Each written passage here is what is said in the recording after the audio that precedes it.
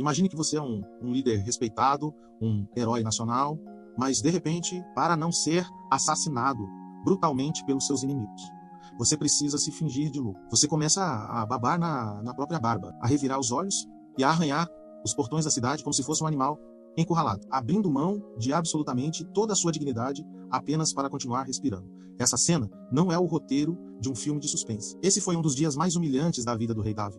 E o mais chocante de tudo foi exatamente depois dessa experiência patética que ele escreveu a canção de gratidão mais refinada da história humana. Quando nós lemos o Salmo 34 e vemos frases lindas como bendirei ao Senhor em todo o tempo, a nossa mente religiosa imediatamente imagina esse salmo sendo cantado em um templo luxuoso por um coral vestido com roupas de gala. Mas o chão onde essas palavras nasceram era sujo, frio e escuro. Davi tinha acabado de escapar com vida e estava escondido na caverna de Adulão, prestes a ser cercado por pessoas falidas, endividadas e amarguradas. O Salmo 34 é a prova definitiva de que a verdadeira adoração não é o resultado de um ambiente perfeito. Ela é uma arma de guerra forjada no fogo do desespero. A partir de agora, as lentes pelas quais você enxerga as suas próprias perdas e humilhações vão ser trocadas. Nós vamos desembalar a genialidade literária que Davi escondeu dentro desta oração. Vamos mergulhar no idioma hebraico para entender como um coração destruído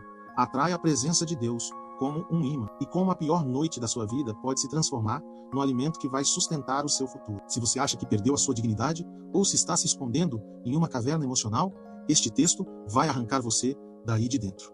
Olá, queridos, a paz do Senhor. O título original do Salmo 34, na Bíblia hebraica, traz uma nota de rodapé que funciona como a chave mestra do texto. Ele diz: Salmo de Davi, quando mudou o seu semblante perante Abimeleque e expulso por ele. Se foi o contexto histórico exato, está registrado no primeiro livro de Samuel, capítulo 21. Davi estava fugindo da fúria do rei Saul e, em um ato de desespero, foi pedir asilo justo em Gate, a cidade natal do gigante Golias, que ele mesmo havia matado anos antes, quando os inimigos o reconheceram. O pânico dominou a sua mente. Para não ser executado na hora, ele babou, fingiu insanidade e foi expulso como lixo. Ao chegar na segurança da caverna, Davi poderia ter escrito um diário, reclamando de como Deus permitiu que ele passasse por tamanha vergonha. Mas observe a explosão do versículo 1. Bendirei ao Senhor em todo o tempo. O seu louvor estará continuamente na minha boca. No hebraico, a palavra para bendirei é avaraha, que significa curvar os joelhos em um ato de rendição total. E a palavra para continuamente é tamid, a mesma expressão usada na lei de Moisés para descrever o fogo do altar do sacrifício que nunca, sob nenhuma hipótese, poderia se apagar. Davi está dizendo que a sua adoração não é refém do clima, não depende do seu saldo bancário e não é cancelada pela sua vergonha pública. Ele decidiu que o louvor não seria um evento esporádico de domingo, mas o ritmo ininterrupto da sua respiração. O fogo, tamid, queimaria na caverna. No versículo 2, ele complementa: a minha alma se gloriará no Senhor. Os mansos o ouvirão e se alegrarão. Ele sabe que a sua caverna está enchendo de homens arruinados, e ele decide usar a sua boca não para espalhar medo, mas para contagiar os feridos com a certeza do resgate. Nós precisamos firmar um acordo tático neste exato momento. A cultura moderna nos condiciona a ser especialistas em reclamação. Nós murmuramos quando o trânsito está ruim, quando o clima muda, quando a expectativa é frustrada. O Salmo 34 exige uma quebra desse ciclo de negatividade. Se você deseja usar o seu livre-arbítrio agora para decidir que o seu louvor será constante, independente da crise que está atravessando, registre sua declaração de fé nos comentários e deixe o curtir neste vídeo. Essa simples ação será o seu ato simbólico de curvar os joelhos, avaraha diante da soberania de Deus no meio do caos. E se você percebe que alguém do seu convívio íntimo está afundado na amargura, perdendo o brilho nos olhos, seja o canal do resgate, compartilhe essa mensagem de gratidão para o celular dessa pessoa agora mesmo. A partir do versículo 4, Davi começa a enumerar os milagres práticos do seu resgate. E no versículo 7, nós encontramos uma das maiores promessas de proteção militar de toda a Bíblia. O anjo do Senhor acompanha ao redor dos que o temem e os livra. Em hebraico, a palavra para acampar-se é shoni. Ela não descreve uma visita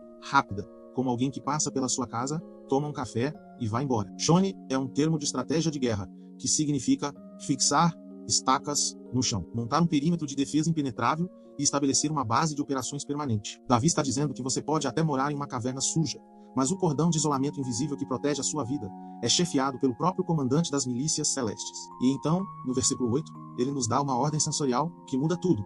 Provai e vede que o Senhor é bom. Bem-aventurado o homem que nele confia. A palavra no idioma original para provai é ta'amu. Esse verbo está ligado à culinária, ao ato físico de colocar um pedaço de alimento na boca, mastigar e sentir o paladar explodindo nas papilas gustativas. A genialidade de Davi aqui é estrondosa.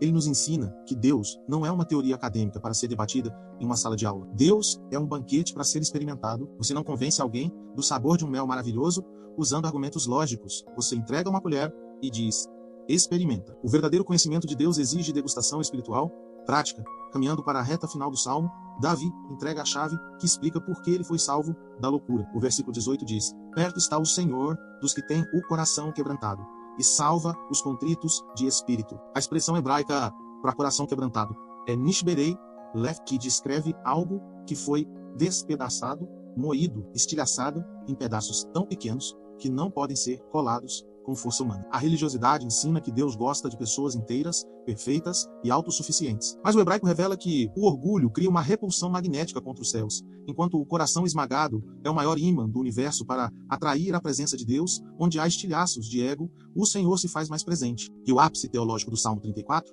acontece no versículo 20. Davi diz sobre um homem justo: ele lhe guarda todos os ossos, nem sequer um deles se quebra. O cruzamento profético disso com o Novo Testamento é o núcleo do cristianismo. No Evangelho de João, capítulo 19, Jesus Cristo está crucificado. O protocolo romano exigia que as pernas dos crucificados fossem quebradas com marretas de ferro para acelerar a morte por asfixia. Os soldados quebraram as pernas do primeiro e do segundo ladrão. Mas quando chegaram em Jesus, viram que ele já estava morto. A marreta romana foi parada no ar não por compaixão, mas por causa do decreto espiritual do Salmo 34. Nenhum osso do Cordeiro perfeito de Deus poderia ser quebrado. O texto, que começou com a humilhação de Davi, terminou descrevendo os detalhes físicos do sacrifício de Jesus na cruz. Vamos consolidar esse aprendizado com uma dinâmica nos comentários totalmente focada no seu interior. Sem usar símbolos, eu quero que você escreva por tenso a verdade que mais precisa abraçar na sua estação atual. Se a vida te colocou em um momento de extrema pressão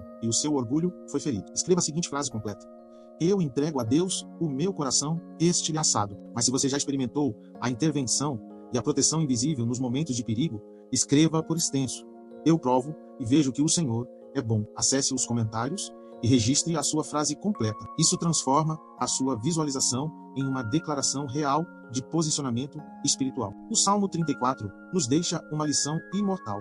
Não existe fundo do poço que seja profundo o suficiente para escapar da audição de Deus. Quer você esteja em um palácio com a coroa na cabeça, ou em uma caverna úmida precisando fingir que perdeu o juízo. A sua capacidade de adorar é a única coisa que o inferno não pode arrancar de você. E preste muita atenção, porque a transição para o nosso próximo encontro traz uma mudança drástica de cenário. Depois de ensinar sobre a paz e o louvor dentro da caverna, no Salmo 34. No próximo vídeo, nós entraremos diretamente no tribunal de guerra do Salmo 35. Davi sairá da postura de adoração passiva e convocará o próprio Deus para vestir a armadura de advogado e guerreiro. É um salmo imprecatório poderoso, onde o clamor principal é pleiteia: Senhor, a minha causa com os que pleiteiam comigo. Se você já sofreu injustiças cruéis e precisou que o céu tomasse a frente da sua defesa, o Salmo 35 será a sua voz. Se as revelações do vídeo de hoje alinharam o seu coração